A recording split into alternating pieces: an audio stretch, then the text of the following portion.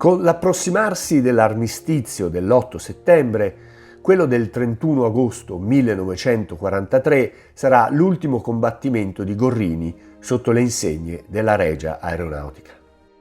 Decollato dall'aeroporto di Palidoro con la sua 85esima squadriglia, si scontra a 8.500 metri nel cielo di Napoli con i Supermarine Spitfires di scorta a uno stormo di bombardieri americani. Nel combattimento che ne segue abbatte uno Spitfire. Altri 3 caccia britannici vengono dichiarati abbattuti dalla sua squadriglia. Danneggia inoltre un altro P-38, ma il suo aereo viene colpito e deve compiere un atterraggio di fortuna. Seriamente ferito, viene ricoverato in ospedale, dove lo sorprende l'8 settembre, quando la sua squadriglia era all'aeroporto di Furbara Cerveteri. Alla data dell'armistizio di Cassibile, Gorrini ha sostenuto 132 combattimenti, conseguito 15 abbattimenti sicuri e 9 probabili. È stato ferito 2 volte, è stato citato più volte sul bollettino di guerra ed è stato proposto 6 volte per decorazioni, ottenendone 2. Gorrini, come altri 6.996 volontari, risponde all'appello del tenente colonnello Ernesto Botto e raggiunge il nord Italia per continuare a combattere contro gli alleati.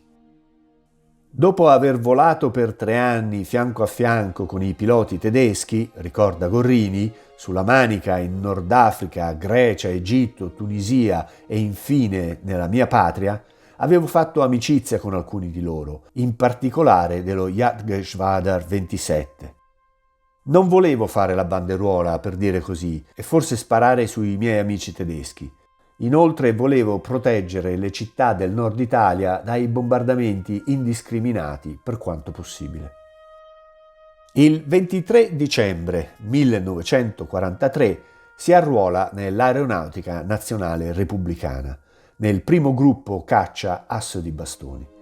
Il 30 gennaio di quel mese, nel cielo di Grado, ai comandi di un Macchi 205, abbatte un P-47 Thunderbolt del 325° Fighter Group di scorta a bombardieri americani della 15ª Air Force.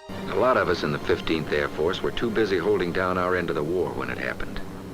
But over at Barry Airport, there was quite a show going on.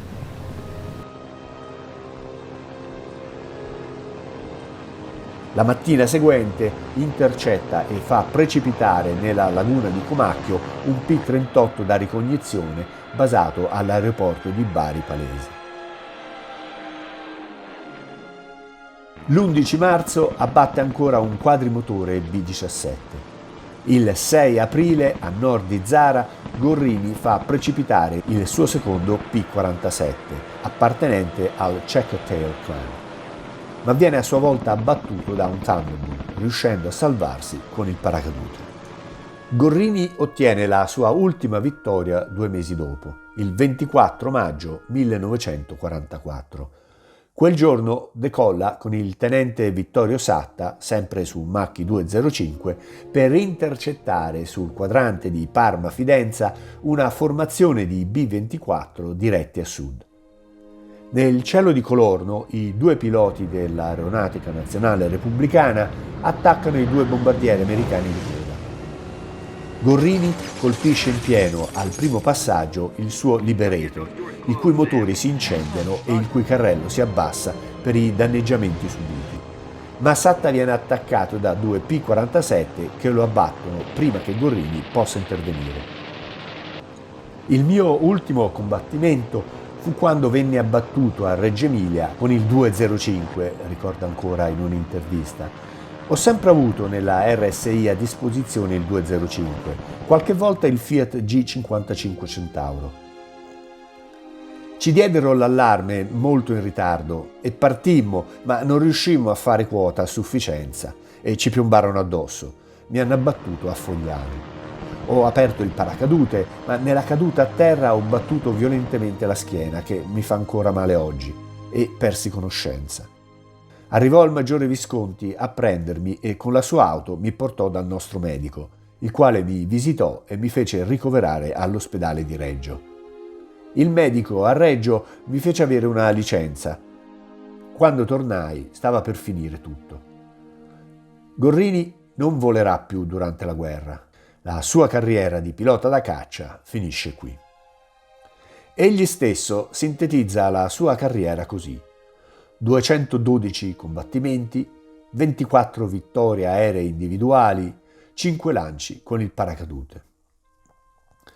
Nel corso del conflitto gli sono state assegnate 2 medaglie di bronzo al valor militare e la Croce di Ferro tedesca di prima e seconda classe. Nel 1958 gli viene assegnata la medaglia d'oro al valor militare, unico pilota della ANR ad aver ricevuto la più alta onorificenza delle forze armate italiane. Nonostante l'iniziale opposizione del comando alleato, riesce ad entrare nei ranghi della neonata aeronautica militare. La sua ultima unità è il 50° Stormo, ma per la nomina ad ufficiale deve attendere il pensionamento nel 1979. Come è avvenuto per ogni pilota, alcuni degli abbattimenti di Gorrini, sia pure suffragati da testimonianze, non sono confermati dai registri delle forze aeree coinvolte. Come è noto, inoltre, tutti gli abbattimenti dei piloti italiani sono ufficiosi, in quanto la Regia Aeronautica, a differenza delle forze aeree alleate e tedesca, non teneva registri ufficiali delle vittorie individuali, preferendo attribuire gli abbattimenti all'intero gruppo. Gorrini ha vissuto nel paese natale fino alla morte, avvenuta nel 2014 all'età di 97 anni. A chi gli rimproverava di aver combattuto dalla parte sbagliata, rispondeva che lui combatteva contro chi bombardava le nostre città, dove vivevano le nostre famiglie, e concludeva che, se c'è da sbagliare ancora, io sono pronto.